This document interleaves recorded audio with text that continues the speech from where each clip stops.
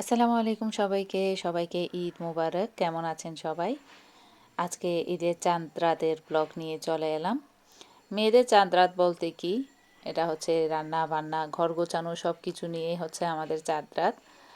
তো অবিবাহিত থাকা অবস্থায় প্রত্যেকটা মেয়ে ঘরের কি বলবো কোনো কাজে হাত দেয় না, সমস্ত কাজ মায়েরাই করে। আজকে নিজেরাই সেই পরিস্থিতিতে আছি নিজেই, বা প্রতিটা মেয়ে যারা বিবাহিত আছেন তারা জানেন যে চাঁদ রাতের অনেকই কাজ, সমস্ত সব কিছু রান্নাবান্না গোছানো, কি রান্না করব, কিভাবে সব কিছু সময় থাকতে গুছিয়ে নিব। মেয়েদের সবসময় এই টেনশনটাই থাকে, এই কাজটাই থাকে। তো হাতেও মেহেদি পরার সুযোগ নেই, আমিও হাতে মেহেদি পরিনি। আমি এখন গত ব্লগটা যেখান থেকে শেষ করেছিলাম ওখান থেকেই শুরু করছি। মুরগিটা রোস্ট করে নিলাম, আর এখানে হালিমটা হতে যেহেতু একটু সময় বেশি লাগে, তো আমি হালিমের মাংসটাকেও দেখিয়েছি গত পর্বে, গত ব্লগে। ওটা রান্না করে নিলাম, এখন আমি হালিমটাকেও তুলে দিছি। ওটাকে এখন হালিমটা যেহেতু একটু সময় লাগে, চুলাটাকে একেবারে কম আঁচে দিয়ে ওটাকে আস্তে আস্তে করে নিই, অন্যান্য কাজগুলো পাশাপাশি করে নিলাম। আর এদিকে ডিমের কোরমাটাও রেডি করে নিচ্ছি। মোট কথা সমস্ত সব কিছু রান্না রেডি করে নিব। জাস্ট পোলাওটা সকালে রান্না করব, মানে দুপুরে রান্না করব খাবার আগ মুহূর্তে। আর যা যা ডেজার্ট তৈরি করার আছে সব কিছুই তৈরি করে নিব। এখনও প্রত্যেকটা কিছু, মুরগির রোস্টটাকে এখন তুলে দিব, ডিমের কোরমাটাও হয়ে গেছে, হালিমও হয়ে গেছে, এখন দিয়ে দিব মুরগির রোস্ট।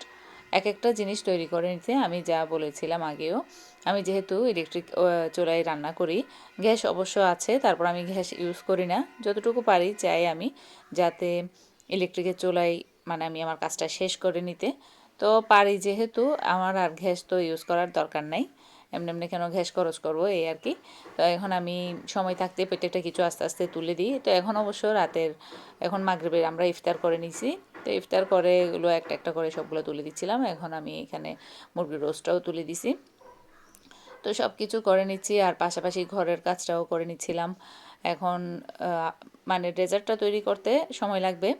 আর যেহেতু যেহেতু বলছিলাম একটা চুলাই প্রতিটা জিনিস, একটা তরকারি তুলে দিয়ে আর একটা করতে করতে অন্য একটা জিনিস রেডি করে নিই, এভাবে করে নিচ্ছিলাম। আর আমি সকালেই রান্নাবান্নার কোটা বাছা সব কিছু রেডি করে রাখছি, এখন জাস্ট তুলে দেওয়ার পালা। তো এখন গরুর মাংসটা তুলে দিব, এটা গরুর মাংসটা তুলে দিচ্ছি। এরপর আমি চলে গেছি আবার ঘর গোছাতে।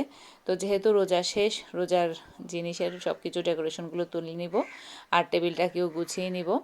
এখন অলরেডি আমি বাচ্চাদেরকে খাইয়ে শুইয়ে দিছি, ওরা যেহেতু সকালে ভোরে ওঠা লাগবে ঈদগাহ মাঠে যাওয়ার জন্য। আর আমি এদিকে এখন বাজে রাতের 2টা, সমস্ত সব কিছু রান্নাবান্না শেষ করে ঘর গুছিয়ে আমি ডেজার্টগুলোকেও রেডি করে নিছি। এটা হচ্ছে নবাবী সেমাই, আর একটা তৈরি করে নিয়েছি মুন ডেজার্ট। এটা আমার ছেলে নাম দিছে আর কি, যেহেতু মুনের মতো দেখতে, এটা নাম দিছে মুন ডেজার্ট। তো এগুলো তৈরি করে রাতে আমি ঘুমাতে যাচ্ছি, প্রায় রাতের 3টা বাজে। তো একা হাতে যেহেতু সব কাজ করি, তো প্রতিটা জিনিস গুছিয়ে, ঘর গুছিয়ে, রান্নাঘর গুছিয়ে, সব কিছু গুছিয়ে নিয়ে ডেজার্টও সব করে নিছি। সকালের জন্য কিছুই রাখি নেই, যেটা বলছি শুধু সেমাই, দুধ সেমাই আর পোলাওটা করব সকালে। তো কে কী তৈরি করেছেন, কার ঈদ কেমন কাটলো, এটা অবশ্যই জানাবেন। তো এটা ছিল আমার চাঁদ রাত, কোনো হাতে মেহেদি পরা হয়নি। তো পরবর্তীতে ঈদের ব্লগ নিয়ে আসবো। আল্লাহ হাফেজ।